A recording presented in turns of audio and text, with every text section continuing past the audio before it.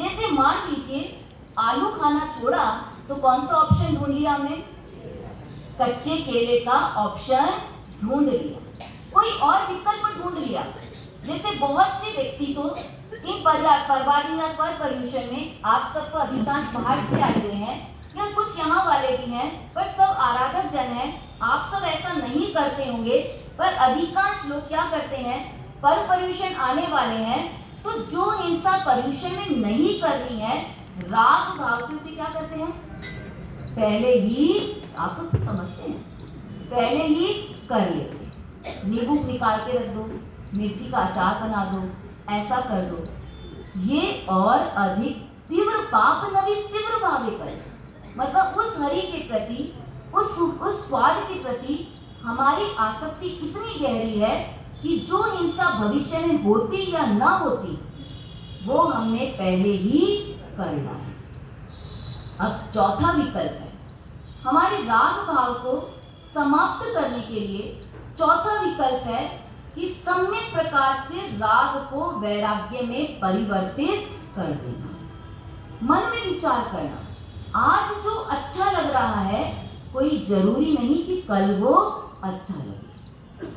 ये संसार परिवर्तनशील है, एक जैसा भाव इस जीव का सदा एक सा रहता नहीं है। एक जैसे वस्त्र भी आप नहीं पहन सकते, एक जैसा भोजन आप रोज नहीं कर सकते, एक जैसे स्थान में आप सदा नहीं रह सकते। ये राग स्थान, व्यक्ति, वस्तु सबका परिवर्तन चाहता है। तो जब सब परिवर्तित होता है तो क्यों ना ये राग भाव को यह परिवर्तित कर दे। किसमें परिवर्तित कर दे? तो राग को वैराग्य में परिवर्तित कर दे। वो राजा साहब जिनके पास आम्रफल पहुंचा और जैसे ही आम्रफल पहुंचा मन में विचार किया, वो संसार ऐसा ही है। धिक्ताम च तम च मदनम च माम च इमाम च, कि धिक्कार है मेरे को जो मैं इस विषय वासना में पड़ा हूँ, धिक्कार है उस रानी को जो इस कामना, इस विषय वासना की कीचड़ में पड़ी है, धिक्कार है उस महावत को, धिक्कार है उस वैश्य को, और मूल में तो धिक्कार है इस राग भाव को। क्योंकि सबसे पाप किसने करवाया? सबसे पाप इस राग भाव ने ही करवाया है। इस राग भाव को ही मुझे छोड़ना है।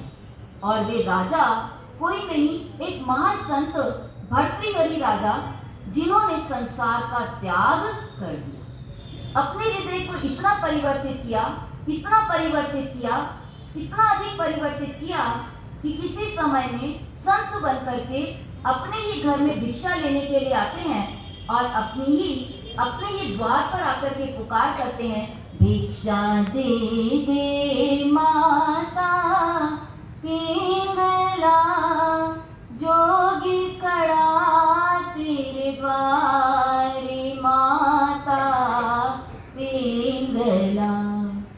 बहुत मुश्किल है, बहुत मुश्किल है, बहुत कठिन है।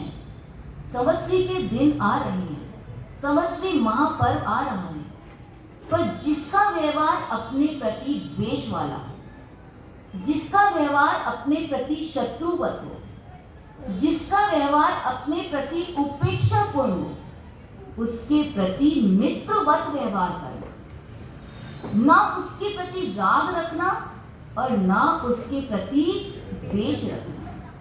कठिन में कठिन कार्य है।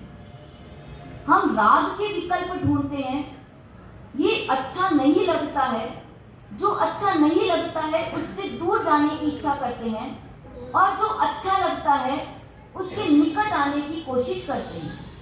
और उस अच्छा और बुरे के बीच में जो इच्छाएं जागृत होती हैं, उस इच्छा की पूर्ति में ही हमारा पूरा जीवन व्यतीत हो जाता है। ज्ञानी कहते हैं कि इच्छा पूर्ति में सुख नहीं है, इच्छाओं की निवृत्ति में सुख है। जितनी जितनी इच्छा तीव्र होगी, उतनी उतनी व्याकुलता आपकी अधिक होगी। किसी भी विषय को लेकर जब भी हमारी इच्छाएं तीव्र हो जाएंगी, हम इच्छाएं करते हैं, पर हमारे साथ एक बहुत बड़ी भ्रांति पलती रहती है कि रागात्मक जो इच्छाएं होती हैं उनके साथ हम सुखद कल्पनाओं को जोड़ लेते हैं और द्वेषात्मक जो इच्छाएं होती हैं उनके साथ हम दुखद कल्पनाओं को जोड़ लेते हैं। फिर से सुनिए, ध्यान से श्रवण कीजिए कि जो रागात्मक इच्छाएं होती हैं उनके साथ हम सुखद कल्पनाओं को जोड़ लेते हैं और द्वेषात्मक जो हमें अच्छे नहीं लगते हैं उनके साथ हम दुखद कल्पनाओं को जोड़ लेते हैं।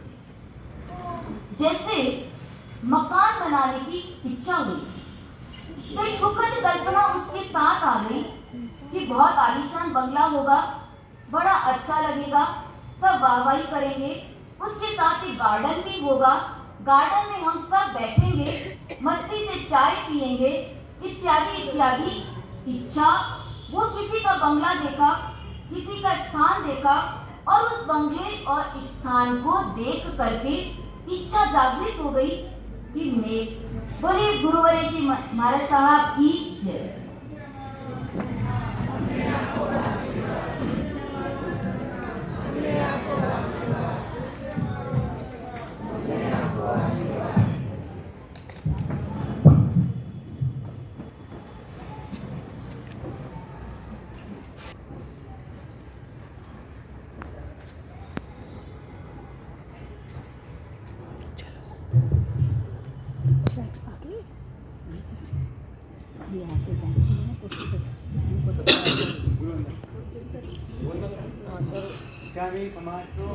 उजावड़ी जाए